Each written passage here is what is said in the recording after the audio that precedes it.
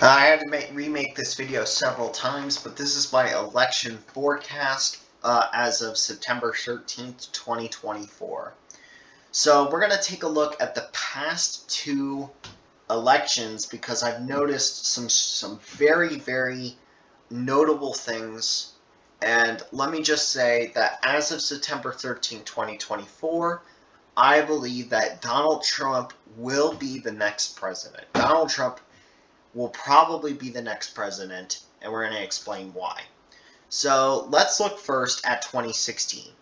So in 2016, Trump outperformed Clinton in 10 of these 15 states.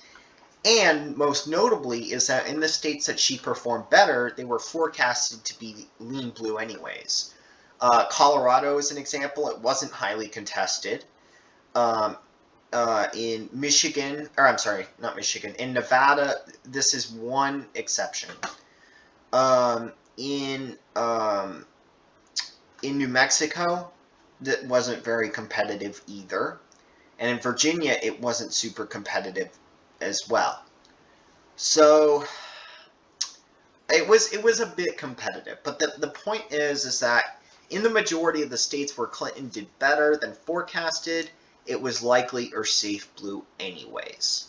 Um, this is an exception with Wisconsin, which would probably be under the likely blue with a 6.5 point lead.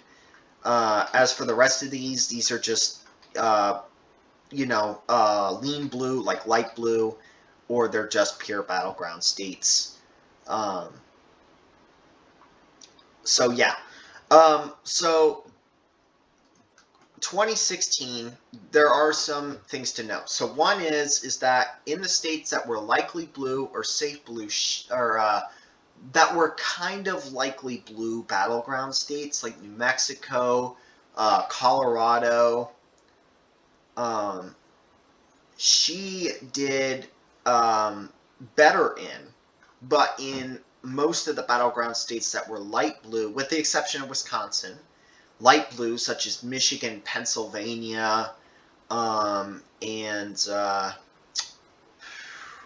Maine and New Hampshire, like kind of that light blue, she did worse in, or in pure battleground or lean R states, she did way worse in, such as like Ohio, such as North Carolina, where Trump had a lead there.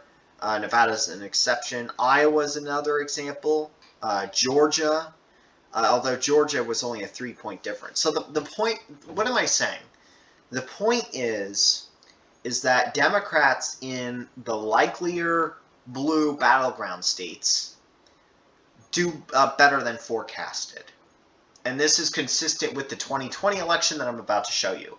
Whereas Republicans do better in the light blue, the pure battleground, like there is no winner, it's like tied, and the lean Republican battlegrounds. So they do better in the majority of the battlegrounds that Democrats they do better in the majority of the battlegrounds, where Democrats do better in states like Colorado, New Mexico, and Virginia, which aren't highly contested anyways. So now let's go to 2020, and I want to show you something amazing. 2020, everyone talks about how Joe Biden swept the map. He picked up Georgia, he picked up Arizona, and he held on to his blue wall. I know that sounds ultra dramatic, doesn't it? But these states, this isn't as impressive as you think it is, and we're gonna look at why. All right, we're gonna look at the polls and what happened here. So if we look at the polls, and I'm not going to say voter fraud, I'm not going to say anything like that. So if we look at the polls, let's just exit this right here. So let's look at all the swing states, shall we? So we'll start off with the West. We'll start off with Nevada. Now, Nevada was forecasted 5% Biden, and he won it only by less than 2 points. Or I'm sorry, less than 3 points. He was forecasted to win in Arizona by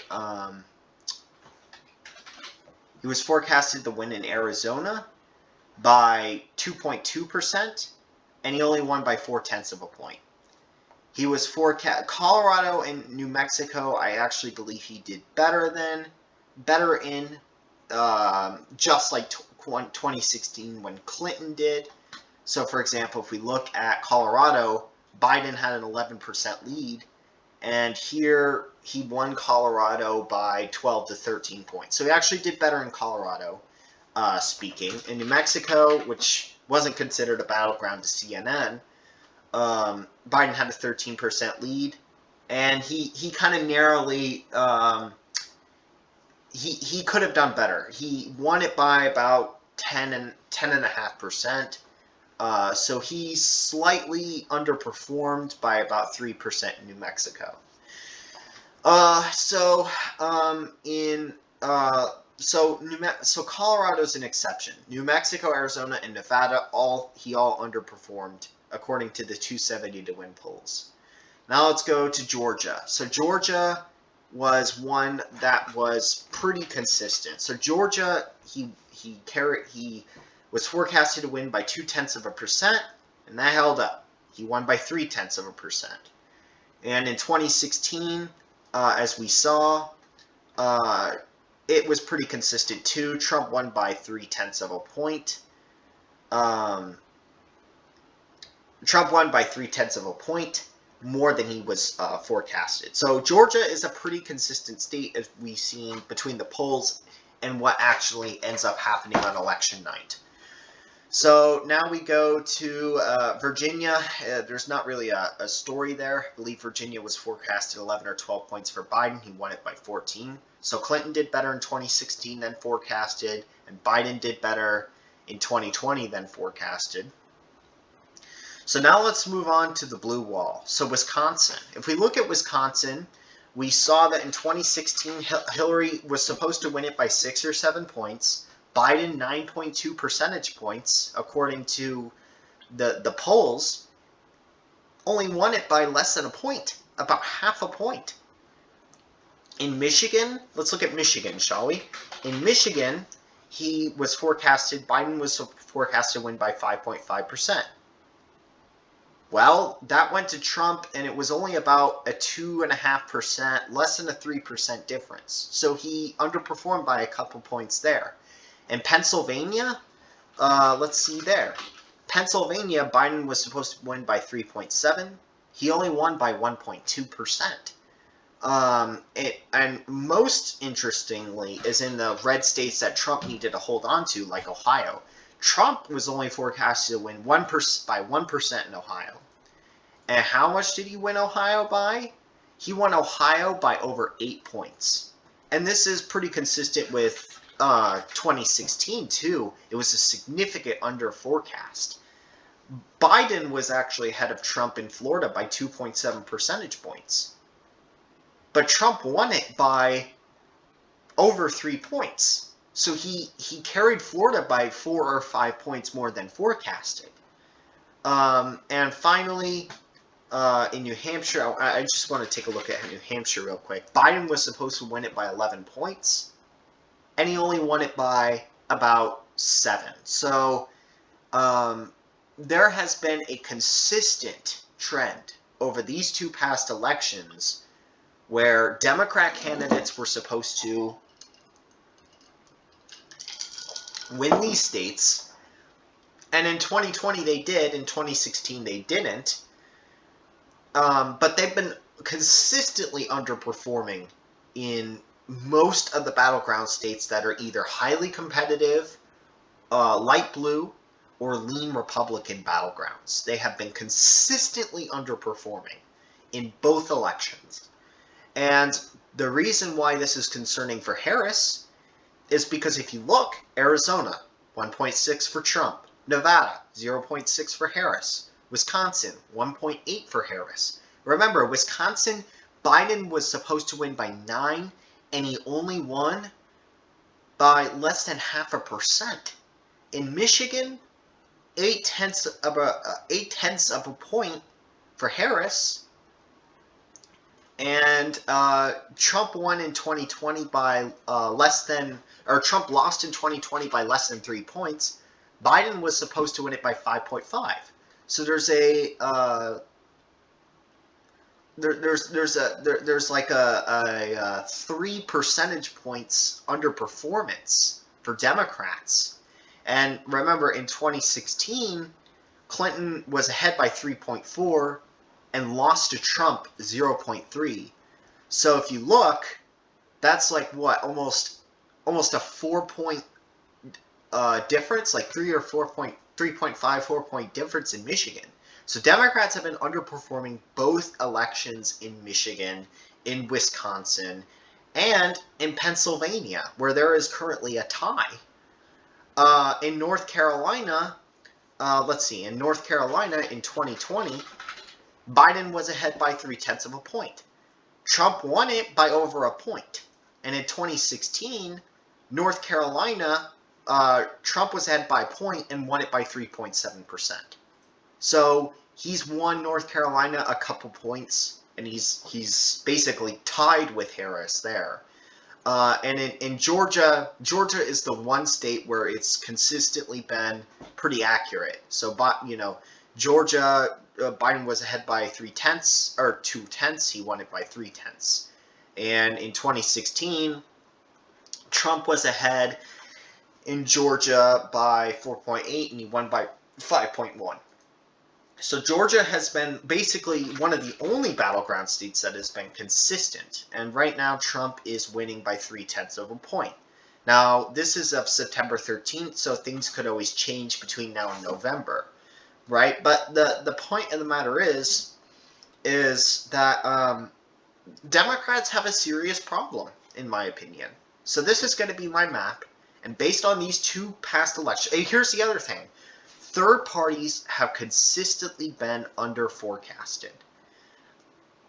Third parties were consistently under forecasted. So other 5, other 5, other 6, other 7, other 6. And if you actually look at some of these results, they don't add up to 5 or 6 points at all.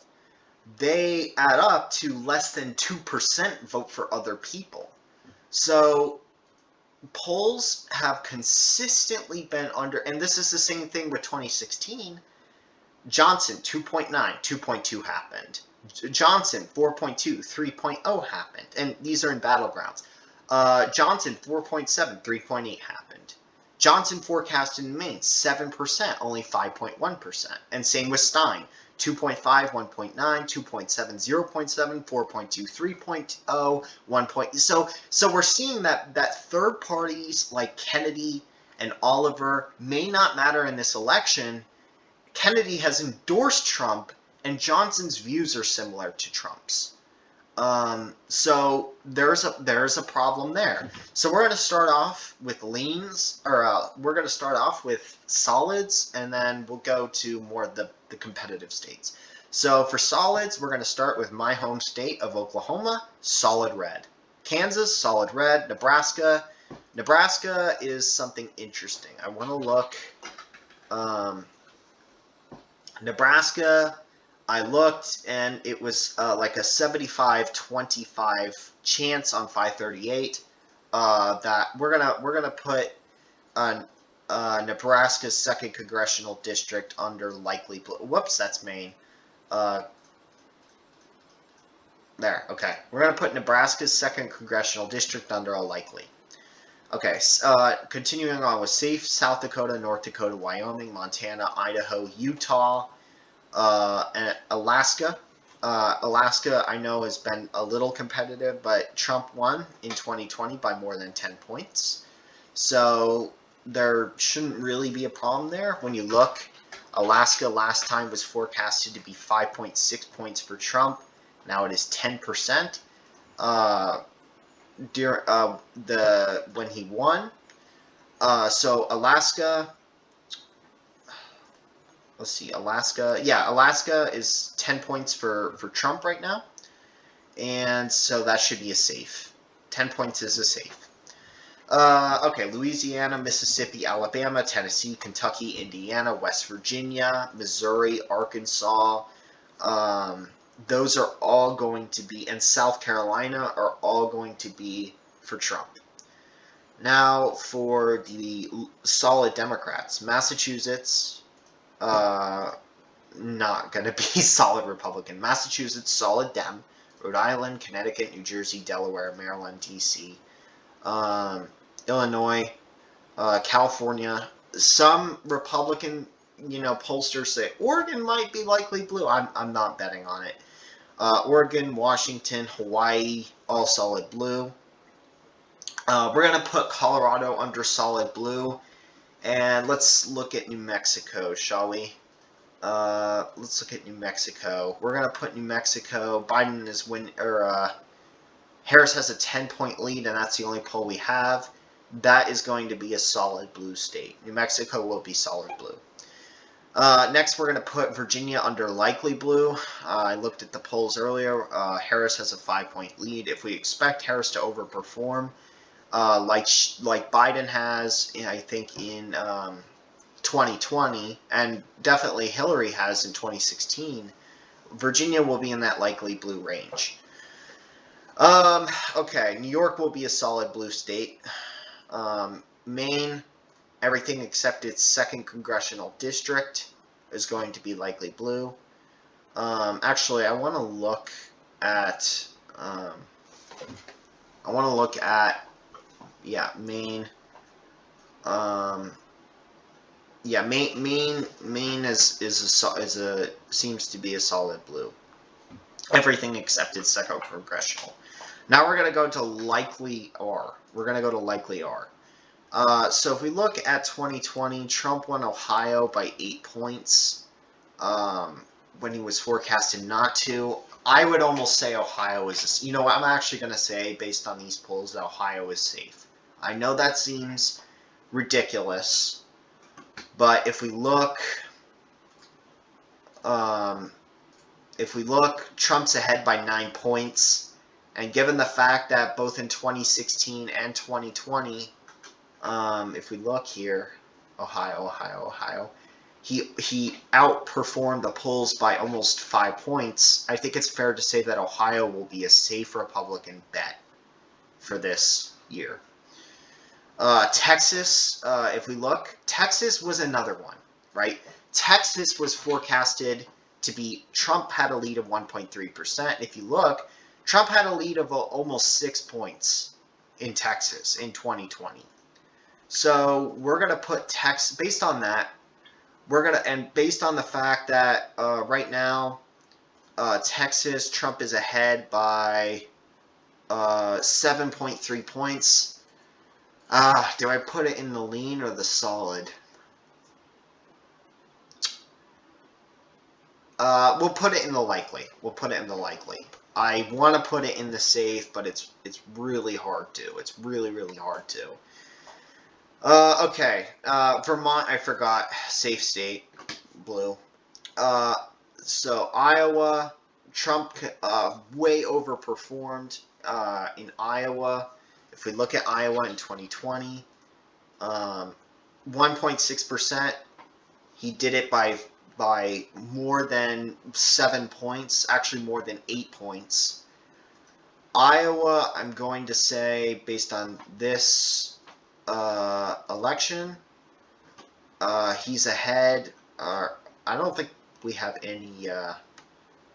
Do we not have any polls for Iowa? We don't. But based on it, I'm going to say Iowa is going to be a safe state, probably. Because he won it by 8 points, and because Iowa is expected already to be likely red, and he's probably going to outperform it, I'm going to say Iowa is probably going to be a solid Republican state this election. Yeah, I know my forecasting is quite extreme, but just based on the trends of 2016 and 2020, I'm kind of tired of holding back against the idea that these two states will probably be, at the end of the day, maybe even 10-plus point victory margins for Trump because of what we've seen in 2016 when both of these were battlegrounds, and in 2020. And this time around, they're forecasted to be even more Republican. And given the fact that Republicans have done very well in both these states when they were battlegrounds, and now that they are likely we're going to forecast them as safe Republican. Okay, now we're going to go to some of the battlegrounds, some of the battlegrounds. So, likely blue, we're going to put Minnesota under. If we look, Minnesota, Biden won by, what was it? That looks to be 8 points. But let's see how much he was forecasted to win. He was forecasted to win by 10 and he won by 8. So consistently underperformed. Minnesota is not on the battleground states for 2016. So underperformed. We're going to put Minnesota in likely blue. We're going to put, and that's, I guess that's it for likely blue actually. Okay, now we're gonna move on to, well, let's look at New Hampshire for a second. New Hampshire. So Harris is ahead by 5.7. Biden was supposed to win by 11, and he won by 8. So we're gonna put New Hampshire. We're gonna put New Hampshire. That would make New Hampshire. If we look, let's look here. New Hampshire. Clinton slightly underperformed. So Biden underperformed more in New Hampshire. We're going to put it under, do I put it under lean or likely? We'll say lean. We'll say lean for New Hampshire. Now let's see. We're going to put Maine's 2nd congressional. Let's see. 2nd congressional in Maine. Oh, we don't have any. I think it was very forecasted that Trump was likely going to win the 2nd congressional district in Maine. Whoops. That's not what I meant to do. There we go. Okay. Now we're gonna get to the big boys. Oh, Florida. Yes, of course, Florida. Florida, they expect Biden was ahead, and Trump won by more than 4 points. We're gonna put Florida. Florida right now is Trump is leading by 6 points. So we're gonna put, I would almost say safe Republican, but I know that's going to be extremely controversial. So we'll just put it under likely Republican. I would say almost safe for Trump. He has outperformed in Florida both 2016 and 2020. I would not expect him to win by 7 to 8 to even 9 points this election if this trend continues. If he is ahead by 6 points, according to this poll, I would not be surprised. I would actually say that it's probably going to be likely because the poll app, because these were earlier in July when he had a bigger lead. So we're going to say that as of right now, Florida is going to be likely red. Likely red.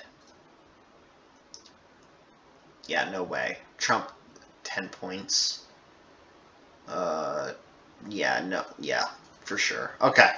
All right, now we're going to get into 1, 2, 3, 4, 5, 6, 7, 8. There's one that I'm missing. Oh, North Carolina. So right now, North Carolina is a virtual tie, but Trump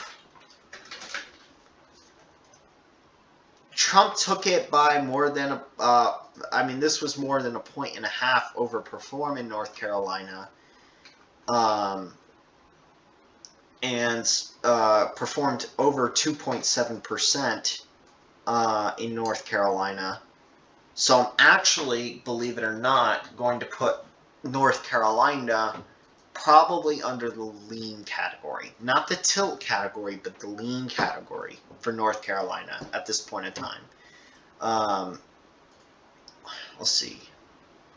So the latest polls have Harris up by 3. We're going to put it, you know what, we're going to put it under tilt in that case. North Carolina will be tilt red. Okay, Georgia, Trump is, I believe, ahead in Georgia. Yep, Trump is ahead by 3 in the latest poll. Georgia is pretty consistent with its results. Democrats have made it very close in the past two elections, or well, not 2016, in the past election. We're going to put it tilt red. Pennsylvania is one where they have consistently underperformed in both 2016 and 2020. You know, Trump lost by only 1.2, and Biden was ahead by how much again? Biden was ahead by almost 4 points. So we're going to put Pennsylvania under the tilt red. This would make Trump the elected president. But we still have Michigan, we still have Wisconsin, we still have Nevada, and we still have Arizona. So Michigan is another place where the other day there was a +1 for Trump in Michigan, and there was another poll where there was a tie. If we go to Michigan here, tie, +1, +1. It has gotten very close in Michigan, but Trump has performed well, better than expected in both 2020 and 2016, so Trump will win Michigan. Wisconsin, you cannot have a worse poll than Wisconsin, where Biden was ahead by 9.2 and won it by less than a point, and where I think 0.6 of a point, and where Clinton was almost up by 7 points, 6.5, and Trump won by almost a full point there. You cannot have a worse state poll-wise than Wisconsin. Trump has incredibly increased his gains in Wisconsin, a lot more than expected, in both 2016 and 2020, when they were both in the likely blue margin. And he won once and lost by not even really a tilt margin in 2020. So we're going to put Wisconsin under the lean Republican. I know that hurts to say. I know almost every forecaster will think that's wrong. But based on 2016, based on 2020, and based on how close it is now, it only makes sense to give Trump a lean Republican win. So Nevada, I believe that Trump in the days in Nevada had a lead, but Clinton won by a few points. And in Nevada, Biden had 5% and won it by less than 3 points easily, 2.5 points basically. So Nevada is going to be very, very close, but Democrats have pulled it off both times, and I think Nevada will be a tilt blue. That's just my prediction, is that Nevada will probably be a blue. Now Arizona, Trump underperformed in Arizona more than expected, and Biden underperformed in Arizona too. So the winner has typically had it where they have underperformed, or Trump is ahead by 1.6 percentage points in Arizona with the latest polls, making it virtually a tie. But not too long ago, he had +3 and +5. We're going to put Nevada under the tilt Republican category. So yeah, this is my prediction.